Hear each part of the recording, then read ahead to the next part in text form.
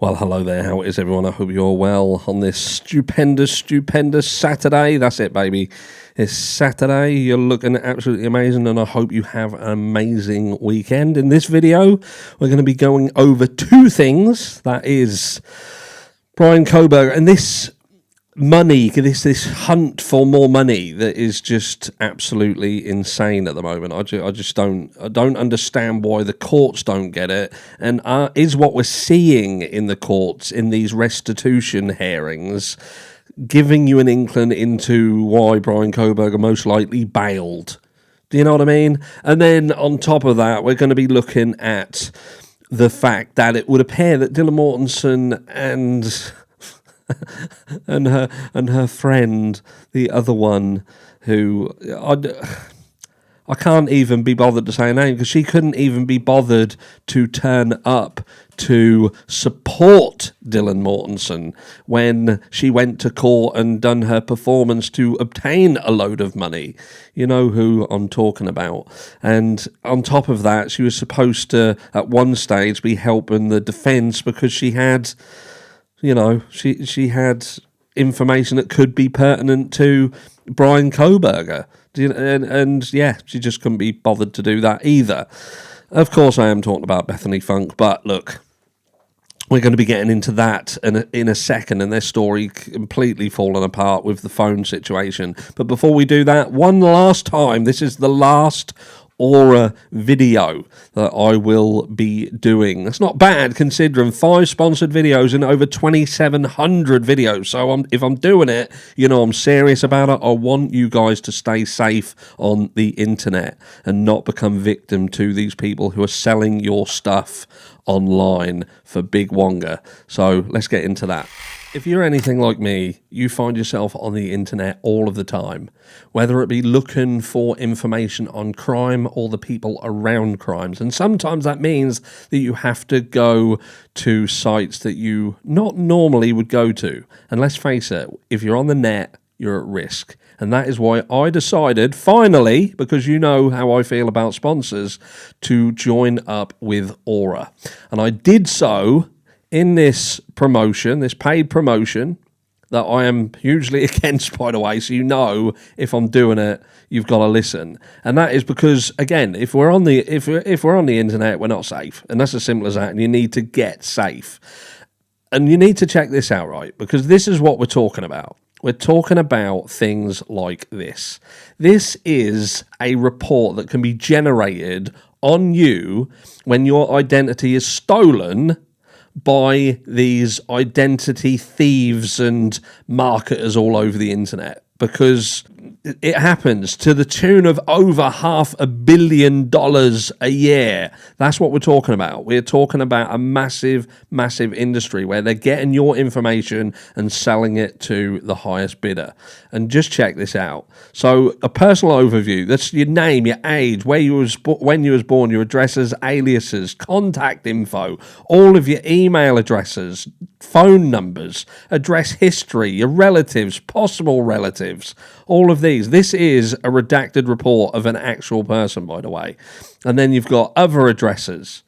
Coming all the way down here, it gets even more scary. Possible neighbours, possible associates, jobs, possible education, usernames, which, you know what, usernames, that's your usernames that put you on social media, so they know who you are, what you're doing. Those social media accounts, Facebook, Pinterest, emails, other photos. They've even got photos of you on there. Possible owned properties, possible owned cars. They can get absolutely everything about you. How scary is that? And if you don't want to find yourself victim of this, you can click on the link down below in the pinned comment and in the description and head over to Aura. And once you click on that link, that will take you over to here, which is a loading screen. This will give you the chance to check it out for 14 days completely free of charge, where that will give Aura the time that they need to start removing your information from these companies that have it. They will reach out to them and they will get it off. Yoink, gone, no longer a risk. There you go. Bob's your uncle, Fanny's your aunt. And they monitor everything all the time. So as your information appears, they're going, yoink, get it, and getting it back off to keep you safe all the time. There is 24/7 monitoring, and there is other things that they do as well. They're constantly working in the background to keep you safe while you're online, whether that be VPN use, which is something in an abundance of things that they offer that some other companies they don't offer, because there are other companies that do these things, but they don't do it quite as well as Aura. And like I say, VPN usage, which is something that is an absolute must for me, because there are simply some sites that I can't access without the use of a VPN. So I want to know that the VPN is absolutely safe. So if you want to keep yourself safe online, and those around you and your loved ones and seemingly your neighbours as well, click on the link again in the pinned comment in the description of this video and head over and get your 14-day free trial of Aura now. Back to the video. So yes, that there was the final. I know some of you will be absolutely ecstatic. But yes, that was the final sponsored video. But anyway, let's get straight into it, because there's a fair bit to go over in this. First of all, let's touch on Dylan Mortensen and Bethany Funk and their decline in terms of how accurate the information is around the 8 hours, which formed the 8-hour delay in contacting 911. So let's go over to here, this post here, because the money situation that we're going to speak about is just absolutely friggin' mind-blowing. Absolutely mind-blowing. So this is a post that Lana over at Truth and Transparency did. She said, new facts that the police knew on the 17th of November or sooner about Dylan's phone. Dylan's phone has gaps, which means the state, aka Bill Thompson, Bad Santa, and Ashley Jennings, let Dylan testify to known falsehoods. And that happened because of the questions that Bill and Ashley asked, knowing Dylan would give the answers she would. Known falsehoods because Bill and Jennings know otherwise. This, by definition, is prosecutorial misconduct, which is something that Ann Taylor had pulled up countless times regarding prosecutorial misconduct, things being led, even down to the bushy eyebrows. We know that the bushy eyebrow statement is not something that just come out of Dylan Mortensen's mouth. It was something that was planted and then later used and absolutely weaponized in the court, and it was allowed. Hitler absolutely allowed it. And we'll touch more on Hitler later. But it says, Victoria Gooch, MVP for Truth and Justice so far. Saturday has gaps and then resumes at some point on Sunday. Next, because Dylan mentions the following. Dylan told Gooch that she saw a vehicle out on the road with its red lights on when she looked out Bethany's window after getting down to Bethany's room. Well, guys, that means that Dylan and Bethany are next to each other when the vehicle leaves at 4:24:10 a.m. Go take a look at the text messages that occur after 4:24:10 a.m. between Dylan and Bethany. Game over. It means that Dylan and Bethany were texting each other while sitting next to each other, just making up text messages for 1 to 2 minutes, which is something that we did kind of consider. The entire, in the aftermath of this crime, doesn't make sense. It doesn't make sense that what we've been told happened this night inside this house, the nature of the crime itself is not indicative of a silent crime, something that wasn't resonating throughout the house. The house was made of cardboard. We watched it come down, and the sound would have travelled throughout that house.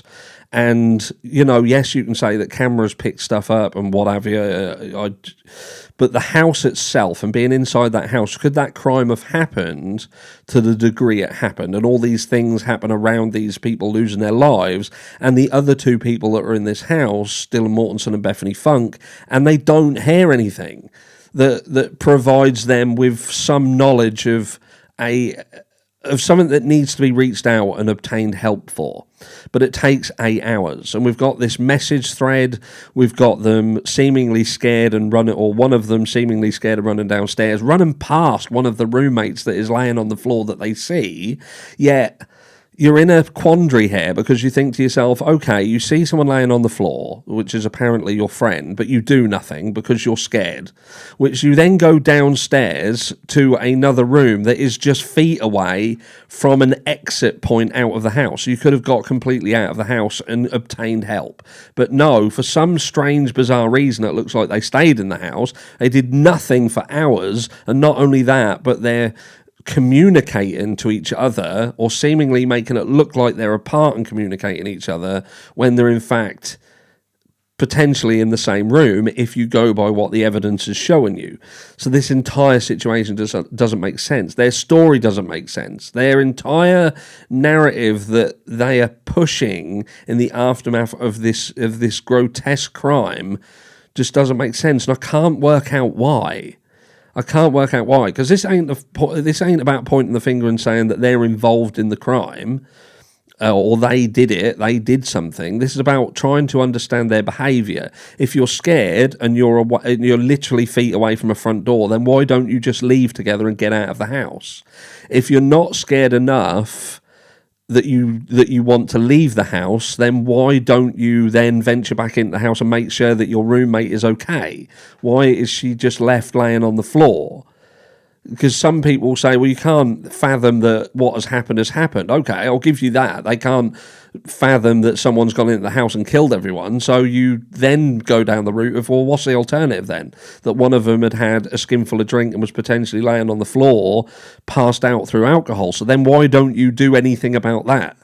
And then when you hear that they're potentially fabricating communication, again, that's not a good look. And it brings them completely back into the spotlight as, why did you behave in this manner? Is it literally that you just genuinely couldn't give a fuck? You fathomed that something bad had happened and you almost hoped that there would be repercussions that couldn't be turned back on. Do you know what I mean? It was literally, I don't care what happens to him.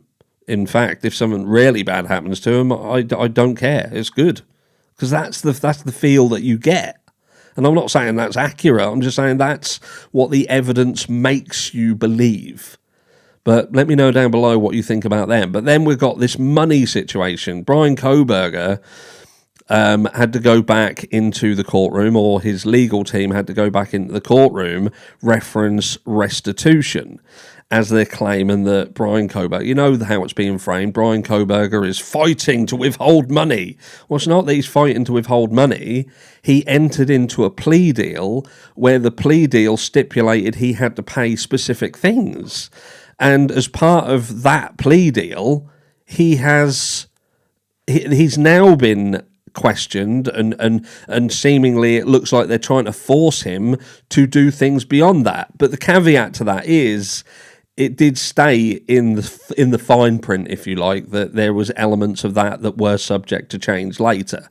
But you almost feel like Bryan Kohberger said, do you know what? Fuck this. If you're not going to stick to the plea agreement that we agreed to, then I'll take a punt. I'll go to court. Because what we've seen in the aftermath of all this is that you don't have anything. You didn't have anything, and this could have very likely ended in a hung jury, the whole case is shit show. The more evidence that comes out, the more questions you have. You would expect more documentation to come out and answer more and more questions. But yet you've got, in this situation, for instance, you've got the Gonsalves family and the Laramie family seemingly thinking that Bryan Kohberger should, pay for urns? Well, he's already paid for... he's already paid for the funeral costs, or that's what was stipulated to pay for the funeral costs. But this is in addition, and it would appear that the urns, etc., they were buying additional urns, so each family had one each of the girls, so that's 4 urns, and Bryan Kohberger should cop the bill for it. And they're turning around and saying he reaped in 5 figures from sicko supporters' family. And you think to yourself, Bryan Kohberger reaped tens of thousands of dollars from his deranged supporters and his family after he was charged with slaughter and thought, well, not being funny, but that's how they live inside. The people will send them money. It's as simple as that. His family is going to support him as well. So to make these sort of claims and these sort of statements is just inflammatory. It's the continuation of publication with the desire just to cause more hatred online and in the wider communities to fuel that flame. And you think to yourself, we've got to a position where we don't even know if Brian Koberger did this crime. I hate to say it, but some people will shoot me down in flames because that's what I'm saying. But we've not seen the evidence that proves beyond a reasonable doubt that he did it. The only thing that people can use is the fact that he said, he held his hands up and went, yeah, I did it. But why would you not? Why would you not, if you feel that you're just entering into the courtroom and you're constantly getting, shot down in flames by a biased judge and a manipulative team around you, the entire situation, calling Cyree a conspiracy theorist. Ann Taylor, on some days she seems all right, on other days she seems weak as piss.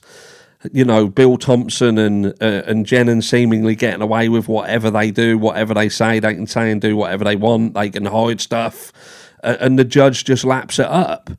Like, if we go over here as well, you've even got this. The Gonsalves family have set up a petition to stop the production of the Idaho 4 movie. And they're just saying, the issue, right? Honour the Idaho 4, not Hollywood's version. The recent announcement of a movie about the tragic Idaho 4 murders has stirred deep emotions within our community and countless others.